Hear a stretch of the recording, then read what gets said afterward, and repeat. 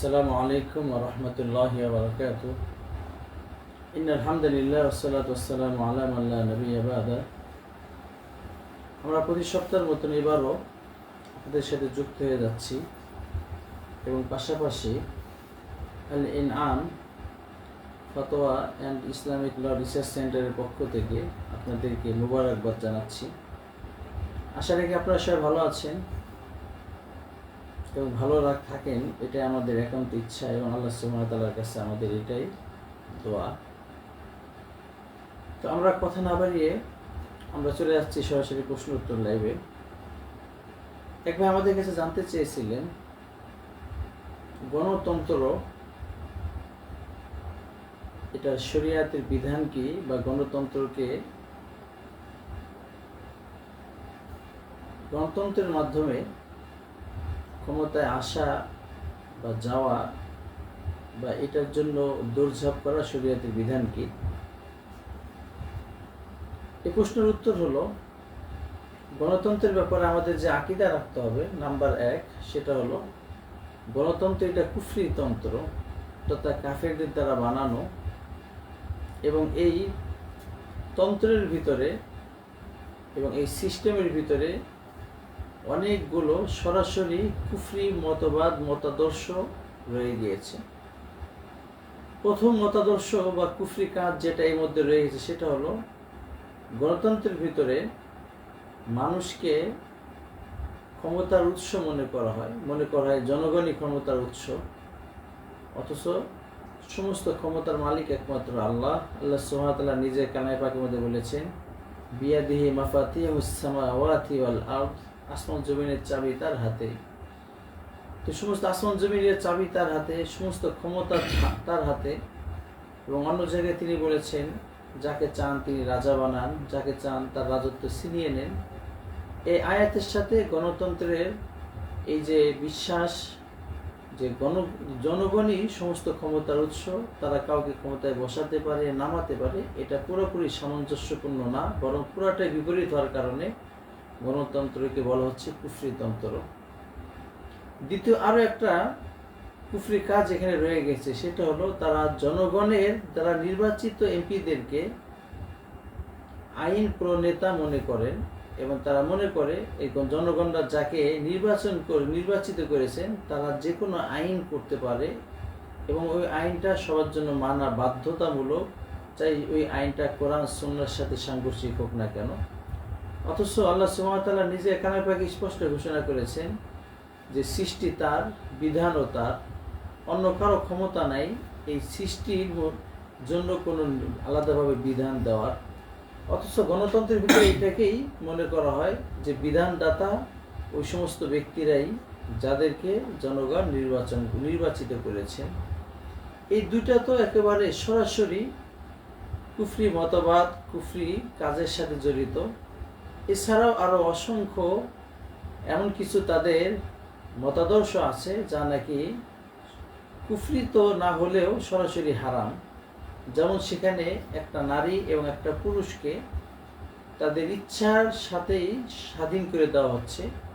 তারা যদি নাকি স্বেচ্ছায় একে অপরের কাছে যাচ্ছে, তাহলে এটাকে তারা কোনো দোষণীয় মনে করে না, অথচ এটা শরীয়তের দৃষ্টিতে সম্পূর্ণ হারাম। ইসলাম বলে একটা নারী তার দেহের মালিক সে না, তার দেহকে আল্লাহ তাআলা বানিয়েছেন এবং তার দেহের মাঝে আল্লাহ তাআলা যে বিধানগুলো দিয়েছেন সেগুলো তাকে অবশ্যই ফলো করতে হবে। অথচ দেখা যাচ্ছে গণতন্ত্রে নারী এবং পুরুষকে তার দেহের ব্যাপারে স্বাধীন করে দিচ্ছে, তারা যেথায় ইচ্ছা সেটাই যেতে পারবে এবং যেভাবে ইচ্ছা যাকে ইচ্ছা তাকে তার দেহ দিতে পারবে। এটার কারণে রাষ্ট্র তাকে কোনো প্রকার তিরস্কারও করতে পারবে না। এরকম অসংখ্য হারাম কাজকে তারা গণতন্ত্রে বৈধতা দিচ্ছে মানব অধিকারের নামে। এই সমস্ত কারণেই গণতন্ত্রকে কুফরিতন্ত্র বলা হয়, এবং এই কারণে গণতন্ত্রকে কুফরিতন্ত্র মনে না করাটাও ইসলাম থেকে বের হয়ে যাওয়ার একটা অন্যতম কারণ হিসেবে বলা হয়।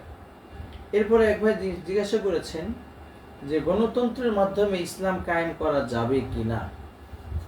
এর উত্তর হলো, গণতন্ত্র যেহেতু নিজে কুফরিতন্ত্র, আর কুফরিতন্ত্র দিয়ে কখনো ইসলামকে প্রতিষ্ঠা করা সম্ভব নয়। তবে মন্দের ভালো হিসাবে অনেক সময় ইসলামী দলগুলো এখানে যায়, যেন ঢালাওভাবে এমন লোকদের কাছে ক্ষমতা চলে না যায় যারা ইসলামকে একেবারেই মিটায় দেওয়ার জন্য চেষ্টা চালায়। তাই মন্দের ভালো হিসেবে তারা ওখানে যাচ্ছে, তবে তাদেরকে অবশ্যই ঘোষণা দিয়ে যেতে হবে যে গণতন্ত্র কোনো ইসলামী তন্ত্র নয় এবং এটা দিয়ে ইসলাম প্রতিষ্ঠা করা সম্ভবও নয়। তবে আমরা যে এখানে যাচ্ছি শুধু এতটুকু কারণে যে যেন এই গণতন্ত্রের মাধ্যমে দেশের সমস্ত সেকুলাররা যদি ক্ষমতায় চলে যায় তাহলে তারা ইসলামকে এতটা বেশি ক্ষতিগ্রস্ত করবে যেটা নাকি ভাষাও ব্যক্ত করা যায় না। এবং যেহেতু আমরা জানি একান্ত ঠেকাবশত হারামের সাথে কিছুটা লেয়াজও করা, লেয়াজও তো বলা যায় না, অর্থাৎ এমন কাজ যেটা ছাড়া আমাদের কোনো উপায় নাই, তো ক্ষণিকের জন্য বেশি বড় ক্ষতি থেকে বেঁচে ছোট ক্ষতিকে ধরার অবকাশ আছে। তবে স্পষ্ট করে বলতে হবে যে এটা কোনো ইসলামী তন্ত্র না এবং এটা দিয়ে ইসলাম কায়েম করা সম্ভবও না। তবে আমরা এখানে গিয়েছি শুধুমাত্র বড় ক্ষতি থেকে বাঁচানোর জন্য এবং সামর্থ্যের ভিতরে সব ধরনের ক্ষতি থেকে নিজেকে বাঁচায় রাখতে হবে এবং ঘোষণাও দিয়ে দিতে হবে যে গণতন্ত্রের এই ধারাগুলো ইসলামের সাথে যায় না, আমি এটার সাথে নাই এবং এটার থেকে আমি আমাকে বারাআত বা মুক্ত ঘোষণা করছি।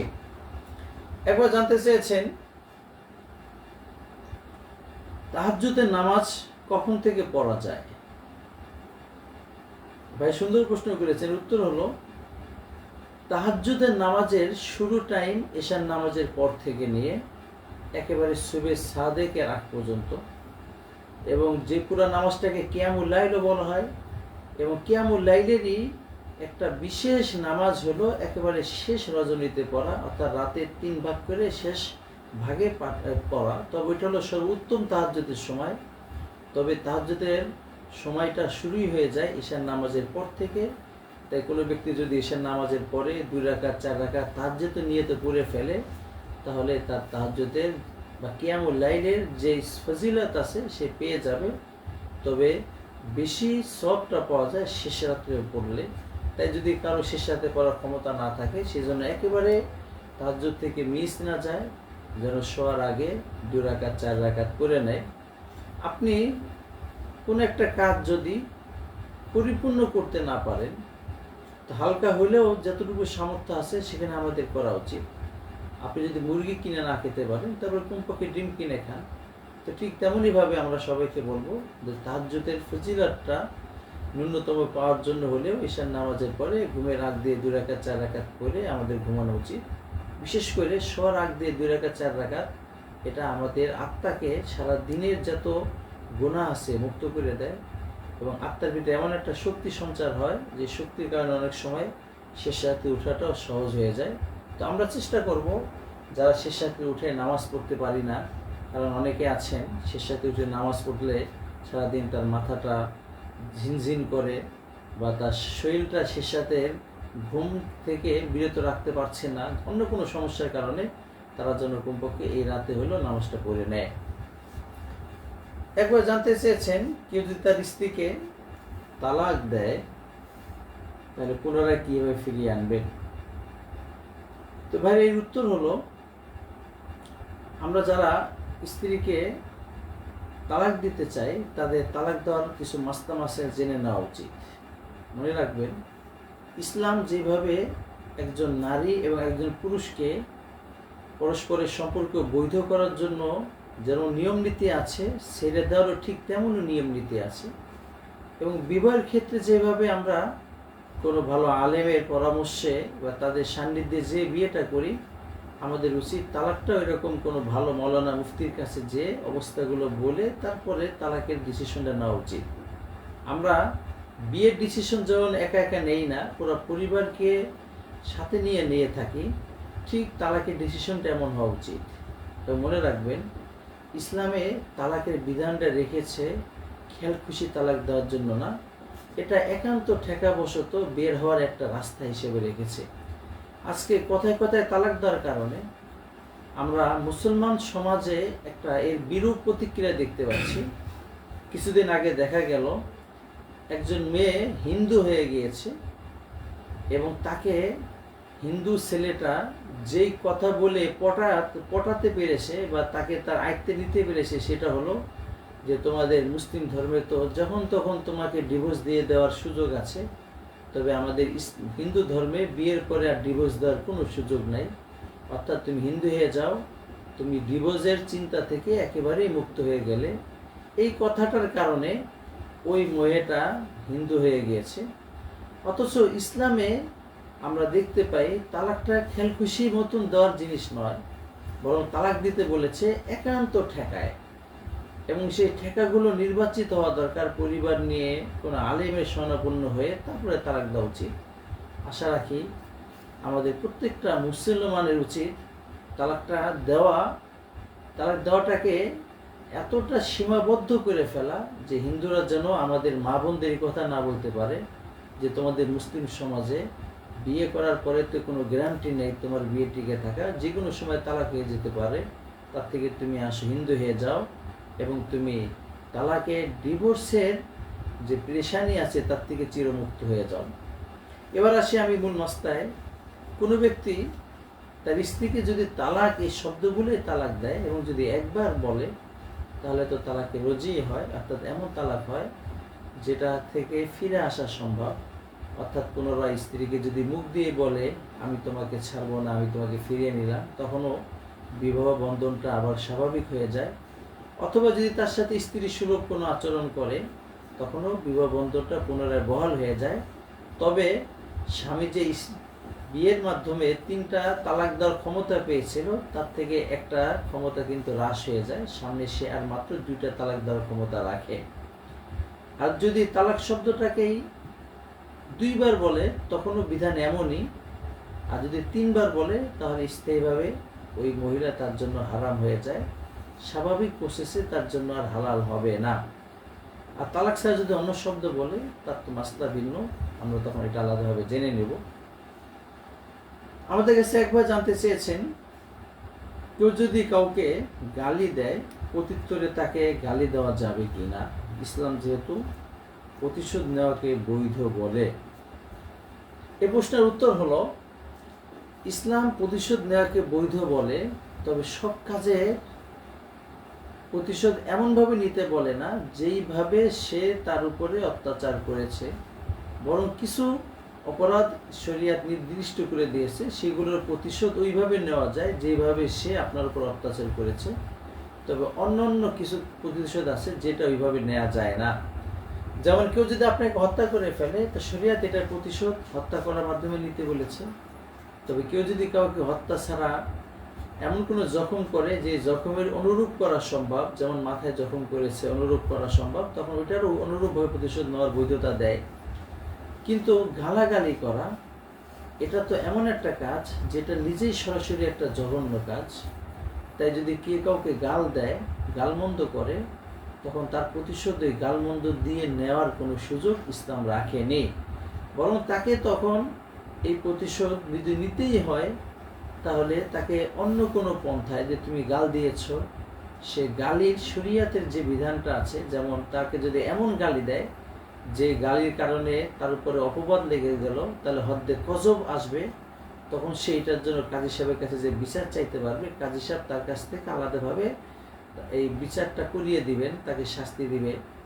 কিন্তু এইভাবে সম্ভব না আপনি তাকেও ওই রকম একটা গালি দিয়ে দিবেন, বরং আপনি হয়তো তাকে মাফ করে দেন, অথবা বিচারকের কাছে যে ওটার বিচার চেয়ে নিয়ে আসেন। হুবহু সাথে সাথে গালি দিয়ে দেওয়ার অবকাশ শরীয়তে রাখেনি, যেহেতু গালমন্দ করা বা গালি দেওয়া এটা নিজে একটা হারাম কাজ।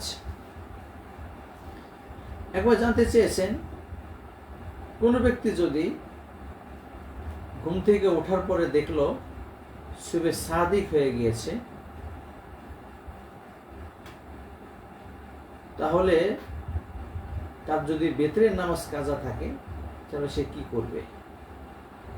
এর উত্তর হলো, কেউ যদি ঘুমানোর সময় বেতের নামাজ পড়ে না ঘুমায়, বেতের নামাজ পড়ার মূল সময়টা হলো ঘুমের আগ দিয়ে ওই ব্যক্তিদের জন্য যারা শেষ রাতে ওঠার ব্যাপারে নিজের উপরে বিশ্বাস রাখে না, আত্মবিশ্বাস নেই।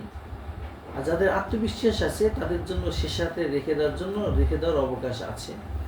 তো যাদের আত্মবিশ্বাস নেই তাদের উচিত ঘুমের আগে পড়ে নেওয়া। এখন যদি এমন হয় যে ঈশার নামাজ পড়েই ঘুমিয়ে পড়বে, তখন ঈশার নামাজের সুন্নতের সাথেই পড়ে নিতে পারে। আর যদি এমনটা না হয় তাহলে ঘুমের আগ দিয়ে 3 রাকাত বেতের করে ঘুমাবে, যেন ঘুমের আগে তার নামাজের সাথে তার ঘুমটার একটা সংশ্লিষ্টতা হয়ে যায়। এখন কেউ যদি শেষের জন্য রেখে দেওয়ার পরে এমন সময় তার চোখ খোলে যখন নাকি অলরেডি ঘুমের টাইমটা চলে গিয়েছে, তখন সে কি করবে? তখন তার উচিত এবং তার জন্য সেটা আবশ্যক হলো, যদি সে সাহেবে তারতিব হয় তাহলে তাকে ফজরের নামাজের আগে এই বেতেরটা কাজা করে নিবে। অর্থাৎ ফজর নামাজ পড়ার আগ দিয়েই সে বেতেরের নামাজটা কাজা করে নিবে। তারপরে যে সুন্নত পড়লো অথবা ফরজ পড়লো, অর্থাৎ ফরজ নামাজের আগে বা সুন্নতের আগে যে কোনো সময় সে বেতের নামাজটা পড়ে নিবে, এটাই তার জন্য উচিত।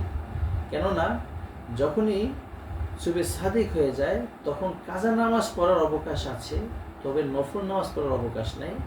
আর বেতেরটা যেহেতু ওয়াজিব, এটাও কাজার অন্তর্ভুক্ত, এবং সাহেবে তরতিব যারা আছেন তাদের এখানেও তরতিব বজায় রাখা আবশ্যক। তাই ফজরের নামাজের আগে বেতেরের কাজাটা পড়ে নেবেন। আর যদি সাহেবে তরতিব না হয়, আর যদি তখন এটা পড়ে না নেন, তাহলে সে পরে আদায় করতে পারবে, সমস্যা নেই। একবার জানতে চেয়েছেন, কোনো ব্যক্তি অ্যালার্ম দিয়ে ঘুমালো কিন্তু তার ঘুম ভাঙলো না, সূর্য উদয় হয়ে গেল, তার ফজর নামাজের সময় কোনটা এবং তার গুনাহ হবে কিনা? এর উত্তর হলো, এক হাদিসের মধ্যে আল্লাহ রাসূল সাল্লাল্লাহু আলাইহি ওয়াসাল্লাম বলেছেন, যে ব্যক্তি প্রাকৃতিক কারণে বা তার সমুদায় চেষ্টার পরেও ফজরের নামাজের সময় যা চোখ খুলে নেয়, তার অতঃপর যখন তার ঘুম ভাঙবে ওইটাই হলো তার নামাজের সময়। অর্থাৎ যখন তার ঘুম ভেঙেছে তখন যদি ওই সময়টা নামাজ নিষিদ্ধ সময় না হয়, তাহলে সেই জন্য তাড়াহুড়া করে ওযু করে তখনই ফজরের নামাজ সুন্নত সহ আদায় করে নেয়, এবং আশা রাখা যায় তার গুনাহ হবে না, যেহেতু সে প্রাকৃতিক কারণে তার ঘুমটা ভাঙে নেয়, তার শেষটার কোনো শেষ ছিল না। এবং যদি এমনটা প্রতিদিনও হয় তারপরেও আশা রাখা যায় তার গুনাহ হবে না, কারণ সে তো অ্যালার্ম দিয়ে ঘুমোচ্ছে, তারপরেও তার কোনো কারণে ঘুম ভাঙছে না। আর যদি তার ঘুমটা এমন সময় ভাঙে যখন নিষিদ্ধ সময়, যে তখন সূর্য উদয় হচ্ছে, তখন সে অপেক্ষা করবে যখন সূর্য উদয় হয়ে যাবে, নিষিদ্ধ সময়টা চলে যাবে, তখন যে সে নামাজ পড়বে, তার আগে নামাজ আদায় করতে দাঁড়াবে না, যেহেতু নিষিদ্ধ সময় চলছে। আর যদি তার ঘুমটা এমন সময় ভাঙে যখন নাকি অলরেডি জোহরের নামাজের সময় হয়ে গিয়েছে, তখনও তার জন্য উচিত হবে আগে জোহরের নামাজের আগেই ফজরের কাজাটা পড়া, এবং তখন শুধুমাত্র ফজরের 2 রাকাত কাজা পড়বে, সুন্নত পড়তে পারবে না। যেহেতু হানাফি মাযহাব মতে সুন্নত পড়া যায়, কারণ যদি সুন্নতটা কাজা হয়ে যায় ফরজের সাথে সাথে, তাহলে সূর্য যাওয়ালের আগ পর্যন্ত ওই সুন্নত পড়ার অবকাশ থাকে, তারপরে পড়ার অবকাশ থাকে না। সে হিসেবে তখন সে আদায় করবে না, শুধুমাত্র ফরজ আদায় করবে, সুন্নত আদায় করবে না। তো আশা রাখি আপনারা মোটামুটি আজকে আমাদের আলোচনার সাথে যারা যুক্ত হয়েছিলেন আলোচনা পেয়েছেন। আমরা আজ এখানে শেষ করছি। আল্লাহ তাআলা আমাদেরকে প্রতি সপ্তাহে শরীক হওয়ার তৌফিক দান করেন। একজন প্রশ্ন করেছেন, ওস্তাদজি, মসজিদের ওয়াকফ জায়গায় পুরাতন কবর ভেঙে রাস্তা করা যাবে? শেখ মাহমুদ হাসান এই প্রশ্নটা করেছেন, মসজিদের ওয়াকফকৃত জায়গায় পুরাতন কবর ভেঙে রাস্তা করা যাবে কিনা? এর উত্তর হলো, ওয়াকফকৃত জায়গা যিনি ওয়াকফ করেছেন, যে কাজের জন্য ওয়াকফ করেছেন, ওই কাজে ওই জায়গাটাকে ব্যবহার করা আবশ্যক। এবং ফিকার ভাষায় নসুল ওয়াকিফি কা নসে শারিআয়, অর্থাৎ আল্লাহ যদি কোনো জিনিস সরাসরি বলেন ওইটা যেভাবে পালন করতে হয়, কোনো ওয়াকফকারীও যদি সরাসরি কোনো শর্ত দিয়ে ওয়াকফ করেন ওইটা পালন করা আবশ্যক। তো যেহেতু এটাকে পুরাতন, এটাকে মসজিদের জন্য ওয়াকফ করা হয়েছিল, তো এটাকে মসজিদে রাখতে হবে, ওটাকে একান্ত ঠেকা ছাড়া ভেঙে রাস্তা করা যাবে না। একান্ত ঠেকা বলতে আর কোনো উপায় নেই, তখন তো ভিন্ন কথা। তবে স্বাভাবিকভাবে অন্য দিক দিয়ে রাস্তা করার সুযোগ আছে, করলে রাস্তাটা একটু বেশি দূর হয়ে যায় বা খরচ বেড়ে যায়, এই দূর হয়ে যাচ্ছে, খরচ বেড়ে যাচ্ছে, এরকম ওজোরে দেখিয়েও অক্ষকৃত কবরস্থান ভেঙে রাস্তা করা যাবে না। আল্লাহ তাআলা আমাদেরকে আমল করার তৌফিক দান করুন। ওয়া আখিরু দাওয়ানা আলহামদুলিল্লাহি রাব্বিল আলামিন।